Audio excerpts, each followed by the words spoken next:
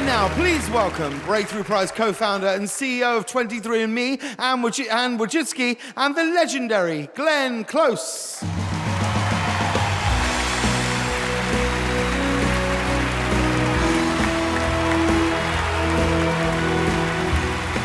If you live to the age of 70, and I think a few of us in this room have, you have taken over 500 million breaths. It's easy to take them for granted.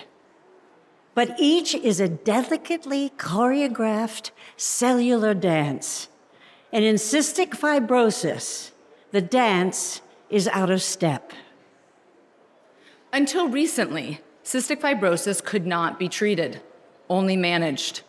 Along with the lungs, many other organs are affected, leaving a tragic legacy for countless patients. As with many diseases, the problems are caused by a defective protein. Our next laureates did something new, which few considered feasible. They found small molecules that restore these proteins' ability to function. After decades of effort, they finally found a way to open the gateway.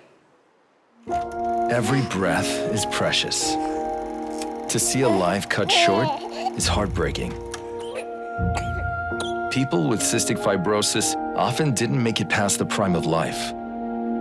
This is the story of scientists who dedicated years of their lives to extending the lives of others. The gene that causes cystic fibrosis was discovered in 1989.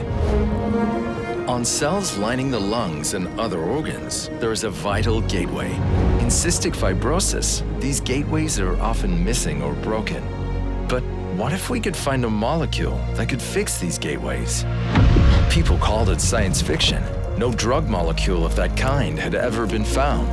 The team looked at over 1 million compounds. Nothing worked. And yet, they kept going, synthesizing them into tens of thousands of candidate drugs, building models in a lab to test them, and running over 100 clinical trials, searching year after year. And after more than 20 years, their dedication produced the breakthrough. They finally had it, a treatment that could fix the broken gateway. Their invention has revolutionized the treatment of cystic fibrosis, raising quality of life and giving patients the most precious gift, the gift of time.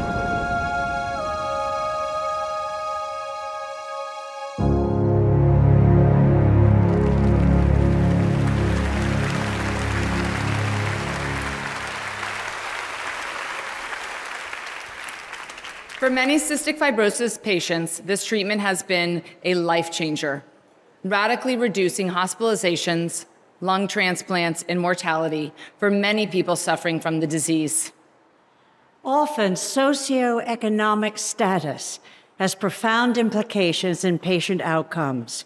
We hope that soon, people all over the world will have access to breakthrough treatments.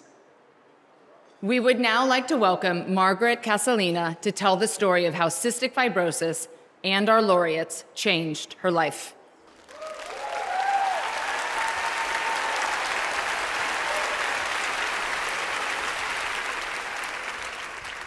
In 1991, my son Eric was born with cystic fibrosis. His life expectancy, 19. 2 years later, my daughter, Jenna, was born with that same fatal disease. My dreams for my children faded as weeks of living in hospitals stretched into years. In 2006, my daughter, Jenna, moved up to heaven at the age of 13, just as these scientists were working on a treatment. Eric's struggle continued, his future dim. But I am so thankful to be able to introduce my son Eric to you tonight.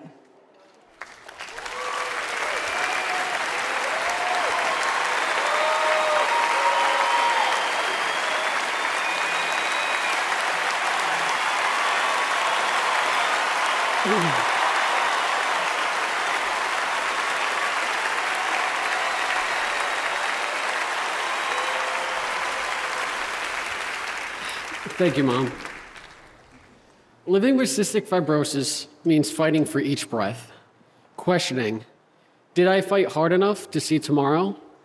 But at 28, hope arrived. Within hours of taking this drug, I could breathe deeper. Now, at 32, I'm proud to say I'm a husband, a father, and have a full career. And I have a life thanks to these three scientists. Fear no longer rules. This is a fight I will win. On behalf of all those living with cystic fibrosis, thank you to the scientists and their team who made the impossible possible.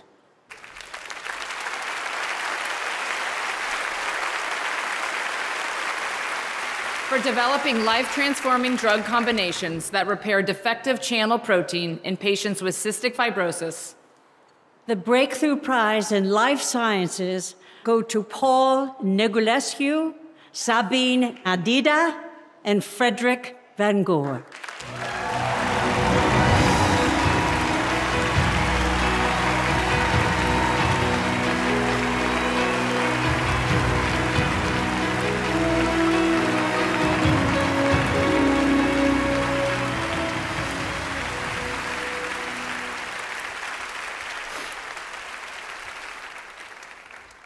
How do you thank heroes who lived in a lab year after year away from their own families so Eric could have his and I could have mine? Can I give you guys a hug?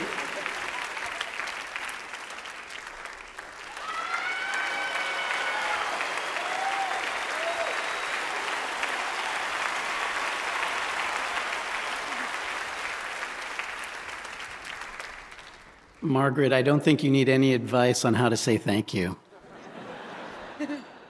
The first person I met with cystic fibrosis was a 5-year-old boy. He seemed perfectly healthy, but on the inside, billions of his cells were working against him. Our job was to repair the defective protein in each of those cells.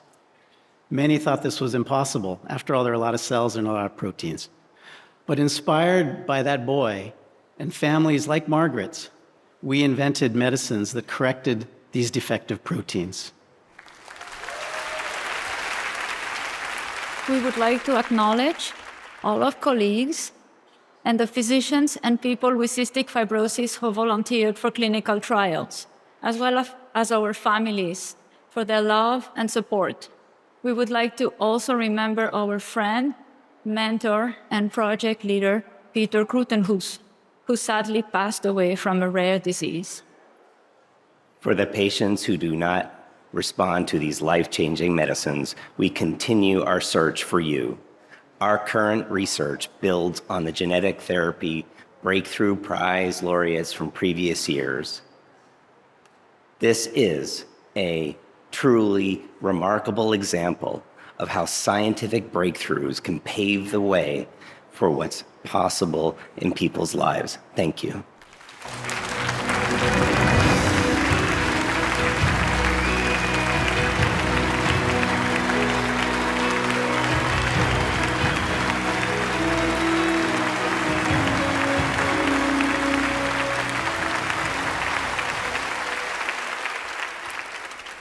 Extraordinary.